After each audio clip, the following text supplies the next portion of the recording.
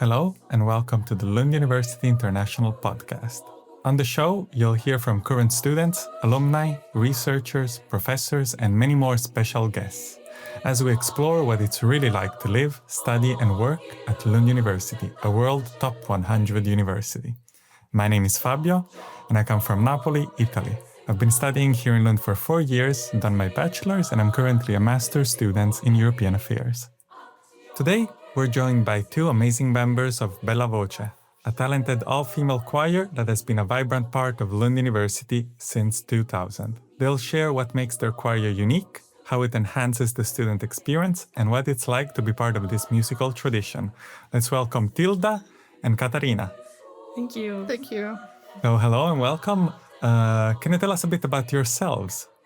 Yeah, my name is Tilda. I sing in alto 2, which is like the lowest part you can sing in the choir, because we have 4 different parts: soprano 1, soprano 2, alto 1, and alto 2. I sing in alto 2, and I'm also responsible for the social media. Okay, wow. What about you, Katharina? Yeah, I'm Katharina. I'm an international student from Germany, and I study environmental studies and sustainability science, a master's. And I've been in the choir since I started studying here. I joined immediately. And I sing soprano 2 in Bella Voce, so it's one of the middle voices.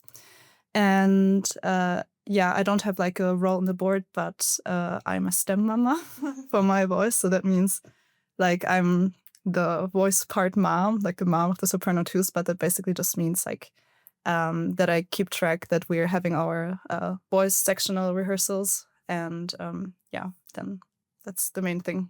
Yeah, so I'm actually curious about all these differences in these roles. Can you tell us more? What are these different roles, the soprano and the others that you've mentioned? Yeah, so basically it's an all-female choir, which means that in choir in general, we have 4 different parts you can sing. The sopranos, the altos, and the tenors, and the bass, yeah. And the tenor and bass are usually for men, because they go really, really low. And we're an all-female choir, so we only sing soprano and altos. And that's how when we sing a song, it's always a cappella, which means it's no other instruments than our voices. And we make up a song with only the voices that we have.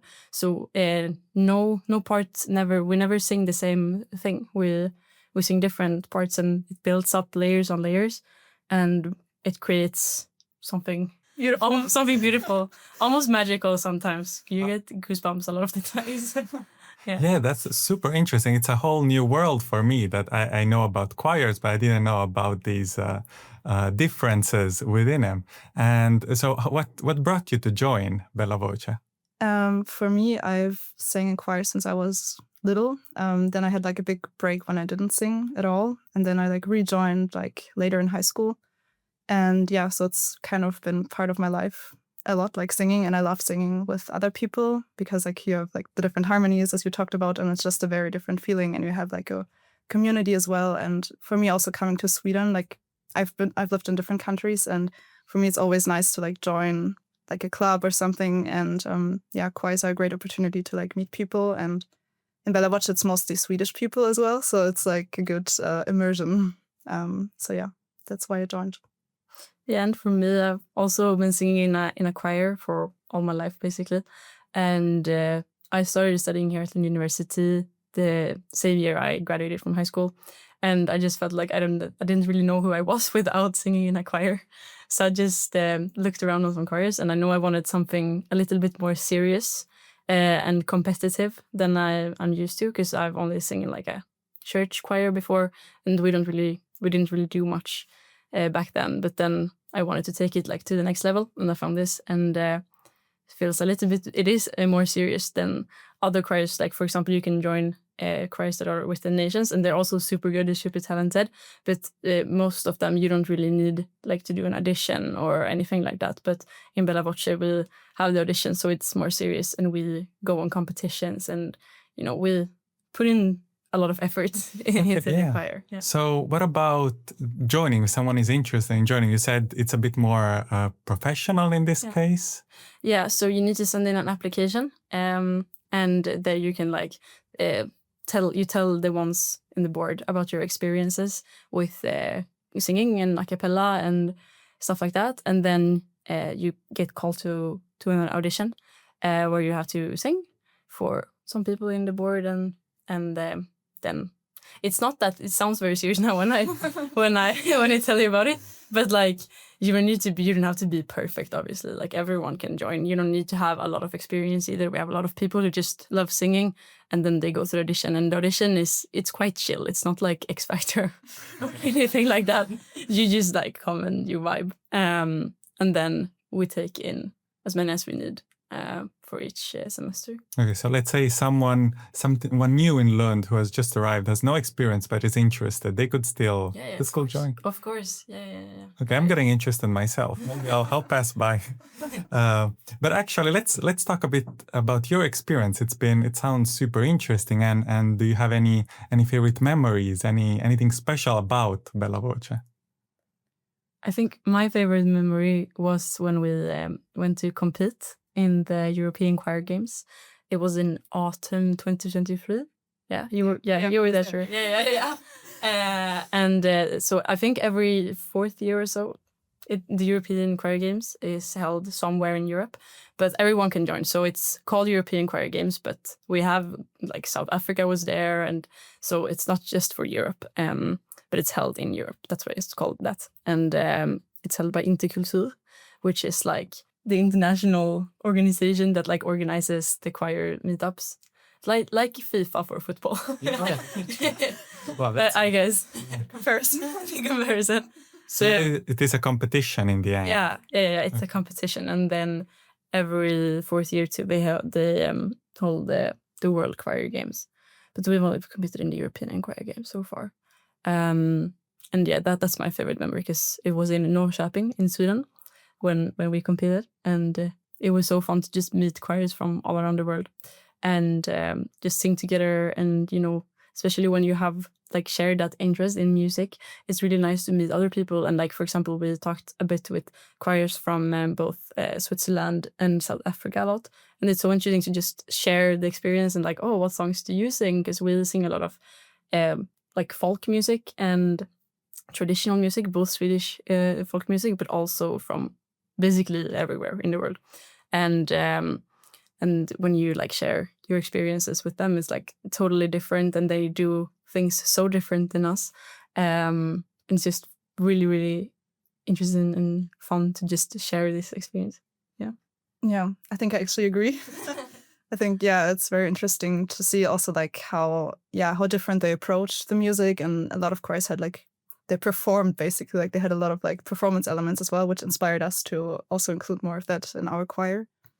So that was very exciting for me as well. And we also went to like a bar with a lot of choirs after the competition. And it was like basically the whole bar was just choirs from like different countries and they sang together. And there was like a few people there who were not like part of the choir, and they were like, wow. And we just started singing. Like, I don't know how many people we were, like a lot. Like maybe 50? Yeah, at least 50. Just a normal, small bar. Wow. So it was like out of a movie kind of. Yeah, I feel like. And for me also like Lucia was a big experience. So Lucia is like a Swedish tradition, like it's around Christmas, and maybe you can explain it better. I don't know. Apparently I learned this like just a couple of years ago that we only celebrate this in Sweden, but we celebrate Saint Lucia, and I think on 13th of December, it's like that's her day, and we celebrate it by. It looks like a cult. It's not a cult, I promise. If you Google it, like you would, what is this? There is one girl who walks with candles in her head, or like on her head, not in her head. Yeah.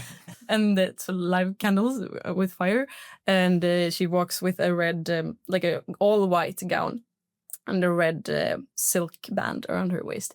And then we sing, and like this is something that everyone does. Like I did this when I was like super small. I've done it, celebrated it all my years, and everyone does it, even if you're singing or not. But the tradition is that you sing songs about Lucia and about Christmas, but more related to Lucia. And that's a really big, like everyone in Sweden celebrates it on the 13th of December. And obviously, since it involves singing, we make it a bigger deal because we are like professional singers. So we make a big deal out of it, and we perform every year on a lot of different places around Lund. In Kulturen, that's like right outside here, we sing every year, and in their little church that's super duper old. And I can imagine for like an international student, that's something that's can be a little bit overwhelming because it's so intense, and you have the candles, and everyone stands. The Lucia has a candle in her hand and 6-7 candles on her head, something like that, and everyone else stands behind her in also all white gowns with like, what is it? Wreath? Crown. Crown. In their heads, and everyone with a candle in their hand, and it looks a little bit creepy, but it's really, really cozy, I promise. Yes, no, I agree. I've been here now 4 years, and I think Lucia is one of the most exciting parts because it gives such a cozy atmosphere, and you're like entering the Christmas period in such a warm way.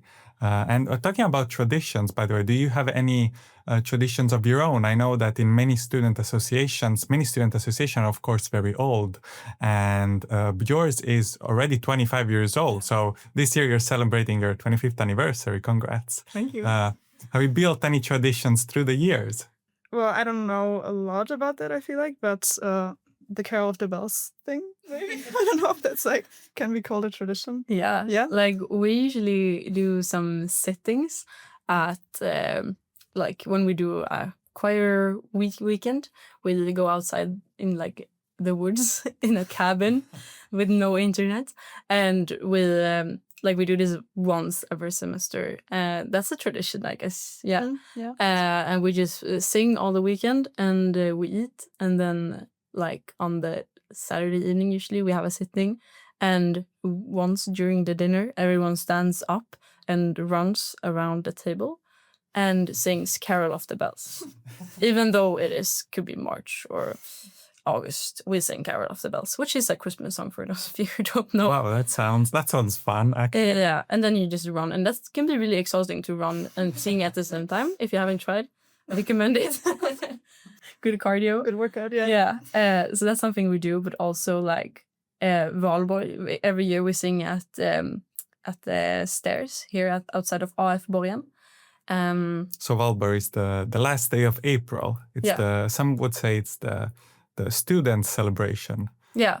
So right before the 1st of May, which is the Workers' Day, there is the Students' Day as well. Some would say in Lund, in the city. Exactly, and that's also, you celebrate like that the winter is over, because the cold, like in end of April, that's when spring is really springing, and summer's on the way, and you know, I think it is a really old tradition. So back in the days, and also now, people got really depressed during the winter months because it's so dark and so cold, and then in the end of April we'll become happy again. So we just celebrate this, and then there's also a really big fire that will light on Valborg.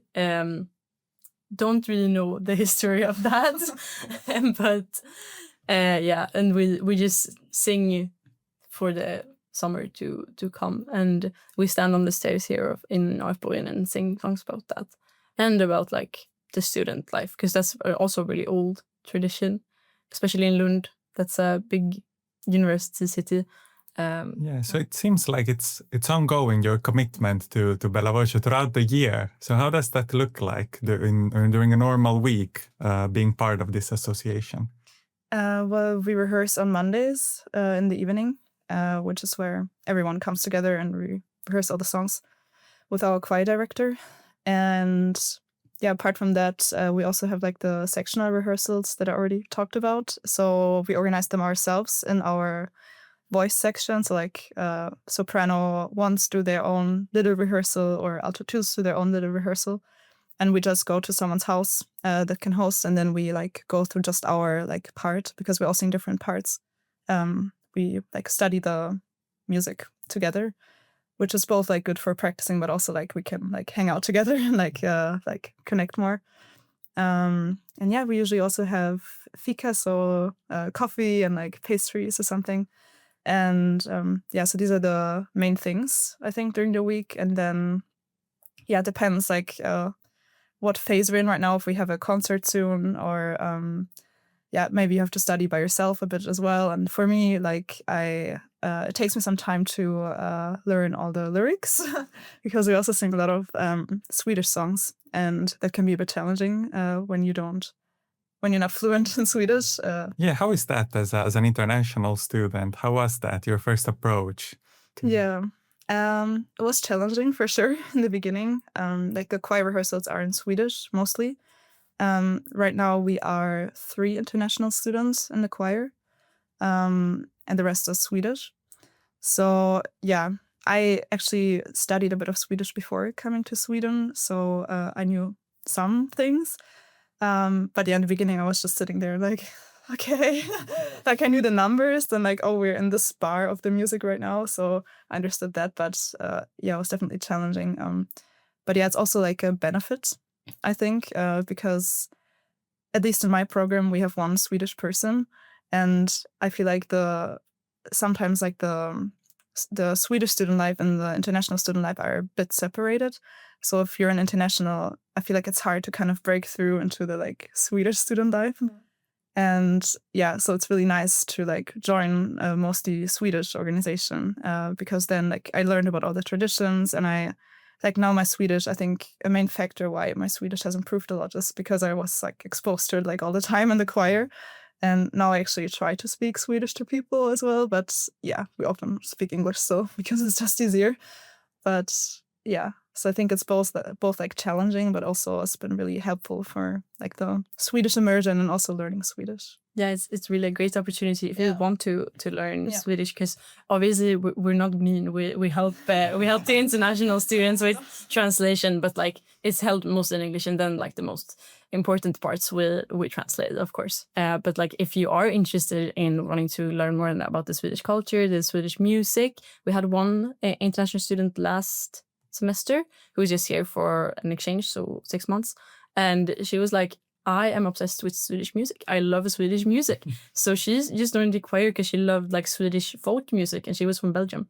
And that was just amazing to just have someone from Belgium come and be like, I love Swedish traditional music, which is so random. And she was so interested in it, and she was really talented as well. So it works super fine. Like even if you don't speak Swedish, you can still sing in Swedish. Honestly, actually, personally, I don't think I've heard Swedish traditional music. So how would you say this? How would you describe it? Is there anything similar that one could relate to? First of all, we in traditional Swedish music that ones will sing, we don't have a lot of other countries have a lot of like drums or elements of like some type of what is it? Percussion and stuff. Yeah. So I don't know. But in Swedish traditional music, there is rarely any like beats. So it's mostly voices and a lot of like different voices. Yeah, they're made for dancing, I would say. Like traditional Swedish dancing, and not just Swedish dancing, like waltz. A lot of the songs are made for waltz. And but also like Swedish dances like hambo. And stuff like that. I don't really know much about the Swedish dance. I've heard know before. No, but like we do it on sittings and stuff when we sing songs. So they're made for like traditional dances, like we usually dance 2 and 2. So pair dances. Okay, so do you pair your choir performance with a more active performance? We try to. Like this past year, I think we started more with like the scenical stuff to be more active on stage, because before we just stood still. But now we try to be a little bit more, we try to move around, we try to like really like take advantage of the space that we're in. If we're in a big church like the cathedral here in Lund with great acoustics, we can like really take advantage of that and move around the church and not just stand in the front. But we don't really dance that much. No. It would be fun though. I would support that. Maybe. Yeah. Actually, now I'm really excited to see one of your performances. How can people follow you if they want to know more? Yeah, we have an Instagram. It's called bellavoce.eu, bellavoce.eu. and also a Facebook called Bella Voce Lund Studentsångerskor. And Lund Studentsångerskor just means Lund's student singers.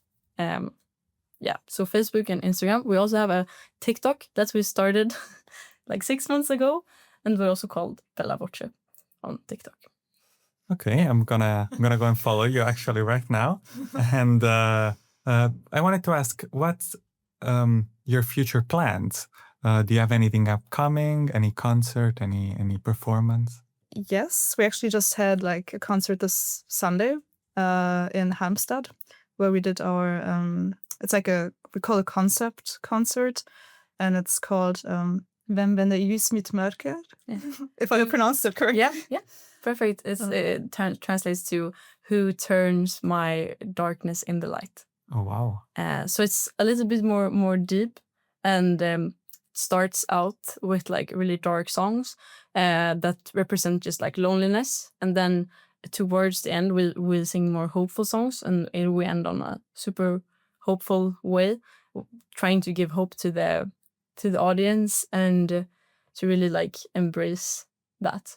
So yeah, it can be. Now we're working with very emotional songs, but we also do happy songs sometimes. Right now they're a little bit emotional, but that can be beautiful because life is not always a dance on the process, as we say in Swedish, and life is hard sometimes. And I think it's important to really acknowledge that. And I feel like through music I can really express my feelings, and it's a perfect way for me to just like, if I have a lot of feelings, I go to the choir and I take out like my feelings towards like through the music, and express myself that way. And also just listening to music and listening to some of the songs can be really helpful, especially if you're going through a tough time in life, and you listen to this music and you feel music is really like a universal language. Because everyone can, even if you maybe don't understand all of the words, even in a Swedish song, sometimes you can still get the message through music because it's such a universal language. So yeah, and I think it's really cool. Yeah, I think it's also like a very like great feeling, like being in the choir and like making music together. And like sometimes when the harmonies hit right, it's just like wow, and it's like it's like a very special feeling. And I think it's also proven that like singing helps with like mental health and stuff. And I think it's also a lot about the breathing. It's my personal guess.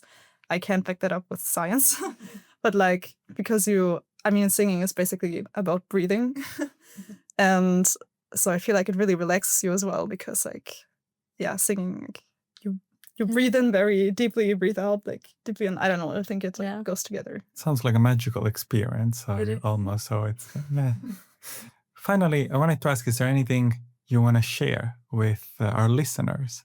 Yeah, maybe we didn't answer your question about the next concerts. Really, okay.